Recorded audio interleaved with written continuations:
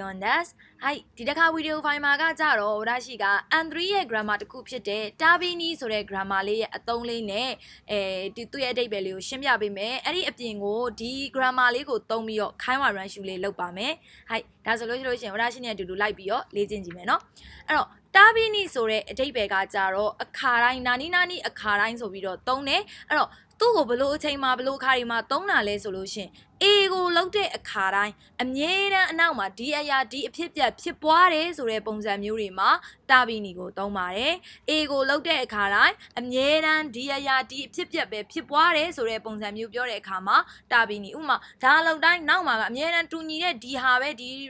ရလက်ပဲဒီပုံစံမျိုးပဲဖြစ်တယ်ဆိုတဲ့ပုံစံမျိုးပေါ့နော်ဒီအဖြစ်ပြက်ပဲဖြစ်တယ်ဆိုတဲ့ပုံစံမျိုးအဲ့ဒီမှာတာဘီနီဆိုတာကိုသုံးပါတယ်တွဲမဲ့ form တွေက dictionary form နဲ့ noun တော့နဲ့တွဲပြီးတော့သုံးပါမယ်အဲ့တော့ဥပမာလေးကြည့်ကြည့်ရအောင်ဟာဟာဝါဝါတာရှိကဒန်ဝါခါခဲရူတာဘီနီချမ်းတို့ဂွမ်ကိုတာပဲတေရူခါတိုခိခုအဲ့တော့အမေကကျွန်တော်ဖုံးဆက်တဲ့အခါတိုင်းတေတေချာချာထမင်းစားတယ်မလားဆိုပြီးတော့မေးတယ်ဒါဒီဖုံးဆက်တိုင်း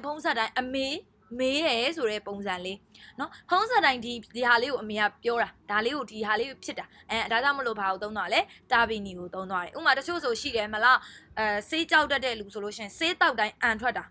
အဲ့လိုပုံစံမျိုးတွေပေါ့နော်ဒါလောက်တိုင်းဒါဖြစ်တာဆိုတဲ့ပုံစံမျိုးမှာတာဘီနီဆိုတဲ့ grammar လေးကိုသုံးပါတယ်ဒါဆိုလို့ရှိရင်ဒီတက်ကအဲ့ဒီတာဘီနီဆိုတဲ့ grammar လေးကိုသုံးပြီးတော့တို့တွေခိုင်းဝ run ရှူလေးဆက်ပြီးလုပ်ပါမယ်ကြည့်အောင်နော်အဲ့တော့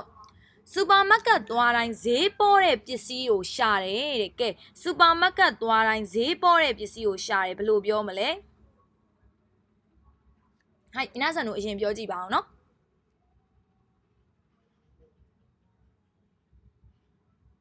はいスーパーに行くたびに安いものを探しますスーパーに行くたびに安いものを探しますစူပါမားကတ်သွားတိုင်းဈေးပေါ်တဲ့ပစ္စည်းတွေရှာတယ်ဟိုက်နောက်တစ်ခုຫນွေဦးရောက်တိုင်းပန်းတွေလှလှပပပွင့်ပါတယ်ကဲဘယ်လိုပြောမလဲຫນွေဦးရောက်တိုင်းပန်းတွေလှလှပပပွင့်ပါတယ်ဟာရူနီနာရူတာဘီနီဟာနာဂါခီရဲနီဆာကီမတ်ဟာရူနီနာရူတာဘီနီဟာနာဂါခီရဲနီဆာကီမတ်ຫນွေဦးရောက်တိုင်းပန်းတွေလှလှပပပွင့်တယ်ဟိုက်ကြားပြတ်ပြီးတော့ပြောလိုက်အောင်မယ်နော်ရရှိစီမှာလောလောဆယ်ခိုင်ဝတန်းဒီလာစုံစမ်းမယ်ဆိုရင်မရသေးဘူးဆိုတာလေးကိုဒီမှာတစ်ခါလေးပြောပေးလိုက်တယ်เนาะဘာဖြစ်လို့လဲဆိုတော့အဲ့ခိုင်းဝဗီဒီယိုဖိုင်တွေတင်လိုက်တိုင်းခိုင်းဝအတန်းရှိလားဆိုလာမေးကြလုံးလုံးเนาะအဲ့တော့တစ်ခါလေးပြောလိုက်ပါမယ်ခိုင်းဝအတန်းလောလောဆယ်မရှိသေးပါဘူးမရှိသေးရတဲ့အကြောင်းရင်းကကြတော့အတန်းတွေဇွန်းအတန်းတွေပြည့်နေတဲ့အတွက်ကြောင့်မလို့ဇွန်းအတန်းလည်းပဲပုံမှန် complete တန်းလည်းပဲမရှိတော့ပါဘူးရှိမယ်ဆိုလို့ရှိရင်6လပိုင်းလောက်မှပြန်ရှိဖို့များပါမယ်အဲ့တော့လောလောဆယ်မှာခိုင်းဝတန်းလည်းမရှိသလိုဇွန်းတန်းလည်းမရှိတော့ပါဘူးတက်ချင်နေဆိုလို့ရှိရင်တော့လောလောဆယ်ကဒီ M5 M4 ပေါ့နော်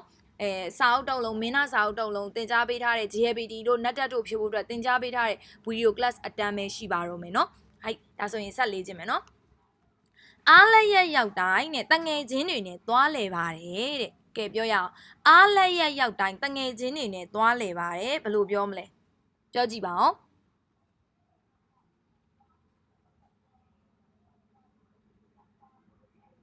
はい。休みの日になるたびに友達と遊びに行きます。休みの日になるたびに友達と遊びに行きます。အားလည်းရောက်တိုင်းတငယ်ချင်းတွေနဲ့သွားလဲတယ်။နောက်တစ်ခုပြောရအောင်လေ့ကျင့်ခန်းလုပ်တိုင်းချွေးတွေအများကြီးထွက်ပါတယ်။ကဲလေ့ကျင့်ခန်းလုပ်တိုင်းချွေးတွေအများကြီးထွက်ပါတယ်ဘယ်လိုပြောမလဲ။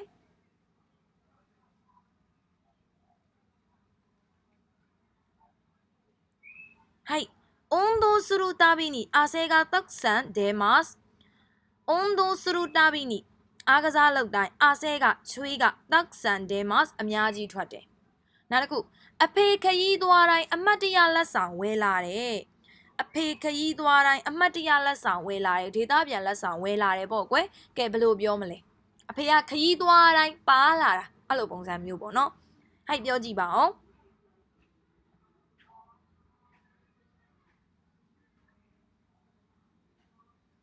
はい。父は親子するたびにお土産を買ってきます。父は親子するたびにお土産を買ってきます。အဖေကခရီးသွားတိုင်းအမတ်တရလက်ဆောင်ကိုဝယ်လာတယ်။はいရမယ်နော်အဲ့တော့တို့တွေက grammar ကြက်တဲ့အခါမှာ grammar ဒီတိုင်းစာကြက်တယ်လို့မျိုးကြီးပဲ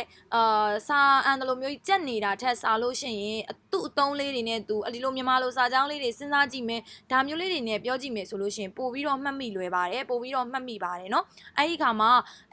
စာကို grammar ဆိုတဲ့စာယူပဲရသွားတာအပြင်စကားပြောအတွက်ပါအထောက်အကူပြုပါတယ်အဲ့လိုမျိုးလေးတွေလုပ်ကြည့်ပါ